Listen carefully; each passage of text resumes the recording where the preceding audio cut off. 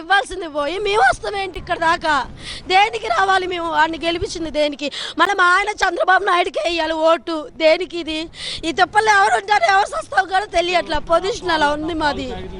దేనికి ఈ ఆడుంది? దేనికి అసలు ఫలితం ఏంటి? ఆ నా కొడుకు చెప్పు తీసుకుని కొట్టాలి ఫస్ట్. ఆ నా కొడుకుంది వేస్ట్ ఫస్ట్.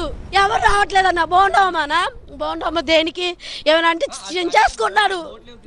ఏమీ రావట్లేదు, ఏ బోటు రావట్లేదు. దేనికి వస్తుంది? ఏ బోటు రావట్లేదు. పట్టి ఏంటండి ఇది? మాకైంది ఓటు అని మా ఇళ్ళ చుట్టూ తిరిగారు కదా. ఓట్లయితే ఈ రకంగా చేస్తారా? వాటర్ బాటిల్ 150 రూపాయలు అంట. ఎక్కడైనా ఉందండి ఇది? అసలు ఏ నా కొడుకు రావట్లేదు. ఉంటావా సస్తావా అనేది కూడా తెలియట్లేదు. ఏంటంటే పిల్లల ముందు నవ్వుతా బతకాల్సి వస్తుంది. చాలా మంది అన్న చనిపోయిన శవాన్ని అయితే తీయని కూడా తీయాల. అపార్ట్మెంట్ లో చనిపోయారు. శవం 1000 రూపాయలు అంటే మనిషికి తీస్తే మాత్రం ఆ శవం అలాగే పడుంది. కానీ ఆ శవం ఇప్పుడు దాకా తీయలేదు.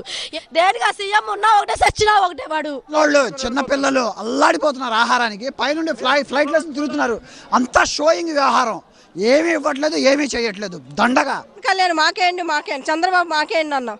అందరం మేము కూడా ఉద్యోగస్తులమే, గెలిపించాం, అన్నీ చేసాం. ఇంత వరద వస్తుంది, హెలికాప్టర్లు వేసి తిరిగితే ప్రయోజనం ఏముంది? సందుకు పంపించి వాటర్ ఉందా, లేకపోతే భోజనం ఉందా, అందుతుందా లేదా? ఈ మెయిన్ రోడ్డు తప్ప సందులో ఒక్కొక్కరు వెళ్ళట్లా. పడేస్తున్నారు అన్న, ఆ బురదలో పడేస్తున్నారు. బురదలో పడితే ఎలా తీసుకుంటారన్న? హెలికాప్టర్ నుంచి పాడేస్తున్నారు. ఎలా తీసుకుని మాకైతే అవ్వడానికి కూడా ఉంటే మాత్రం సూపర్ అన్న. అసలు వచ్చి చేసేవాడు, కానీ ఇక్కడ అసలు ఏం లేదు. పాల తొక్కిసలాట్లో ఒక మనిషి ప్రాణం పోయింది. ఒక పాల తొక్కిసలాట్లో